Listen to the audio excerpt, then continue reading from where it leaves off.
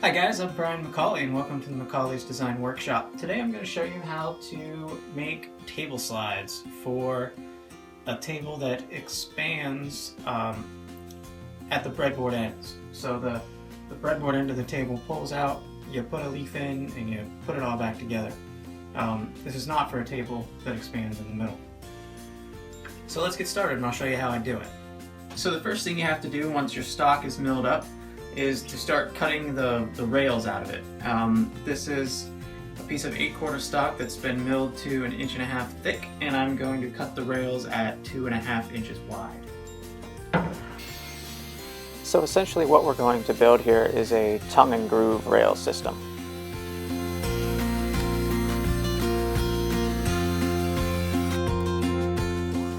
I'm using a 1/2 inch wide dado stack to cut the groove in these pieces, and it is centered on the guide rail. To do that, I'm running the piece through and then flipping it around end for end to make the groove perfectly centered.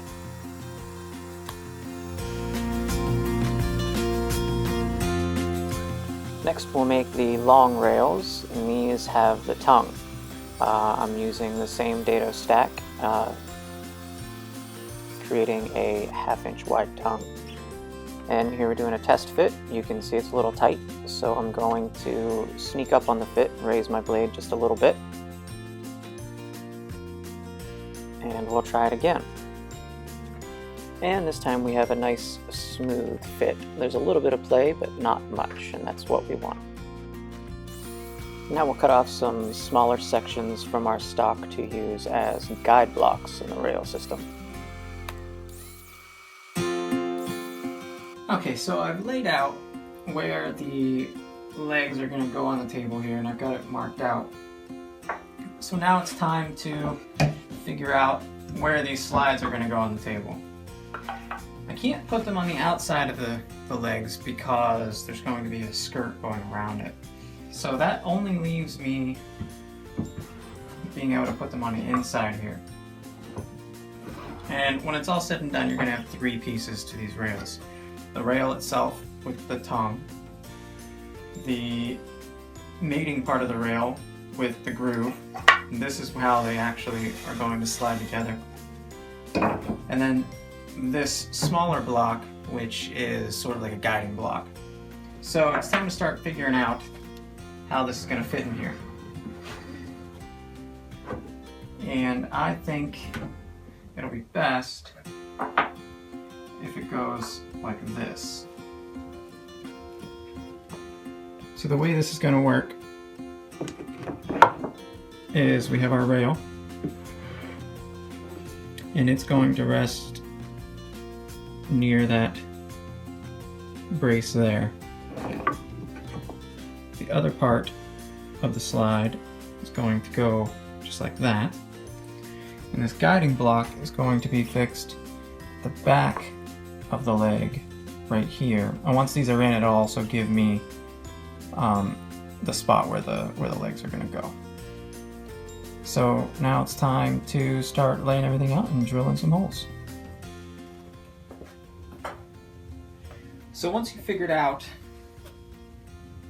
how your rails are going to fit underneath your table, the next thing you have to do is start laying your marks down. It's very important that this short part of the rail is square to the front edge of the table. So the first thing we're going to do is line that up so that it's square.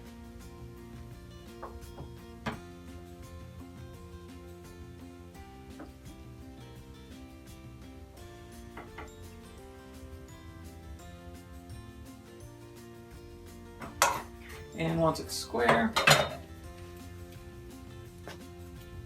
take our pencil and make a mark.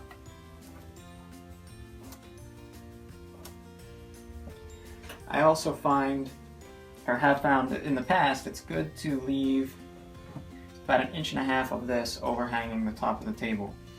And we'll chamfer that later, and it'll provide a little extra support for the leaves as well as sort of a guide for them to rest on as they slide into the pinholes. So we'll mark that 1.5 inches now too.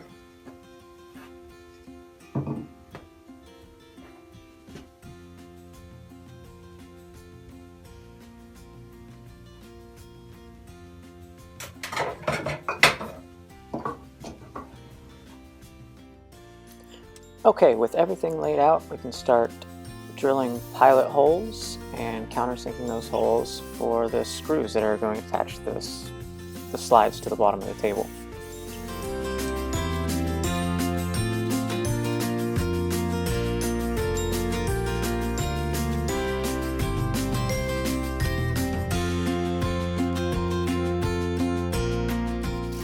I'm sinking the screws in now so that just the point of them protrudes through the bottom, so that I can use that to mark where to drill the pilot holes on the tabletop.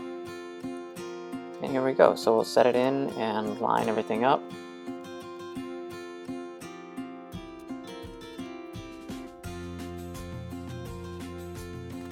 And tap it with the mallet. And that'll give me a mark where to drill.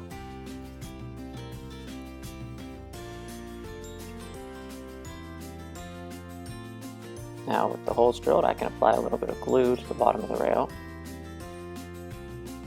and set the points of the screw into the holes that we drilled and screw it down. Before I screw down the second one, I'm just going to make sure that everything's still lined up and sink it in. The guide block is exactly the same way, except I'm using a piece of sandpaper to provide a little bit of space between the actual sliding rail and that guide block. Now it's time to attach the rails to the breadboard end. So you just fit the breadboard end in, glue the rail to the breadboard end, and drill and countersink some holes for screws.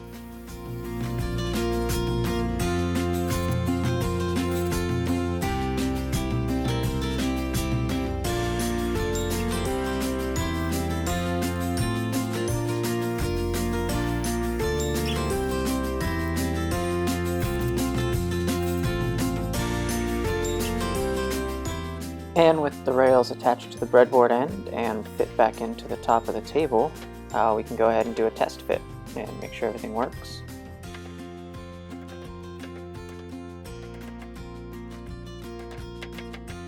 Here the rails are still a little bit stiff. In the finished product we'll apply some wax and they'll slide in and out much more smoothly. With the table stained and the finish applied, we can now put the wax on the rails. And here I'm just using Minwax's furniture finishing paste wax. And of course the last step is to put the breadboard end back on. And you'll see here that the rails slide much more smoothly with the wax.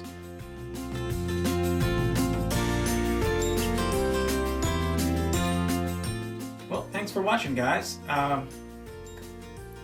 Making table slides can seem intimidating at first. This definitely isn't the way I started doing it. It was much more crude when I started doing it. I feel like this way's a good solid way to build table slides. So if you liked this build, please subscribe to my channel, like the video, and share it with your friends. Thanks for watching.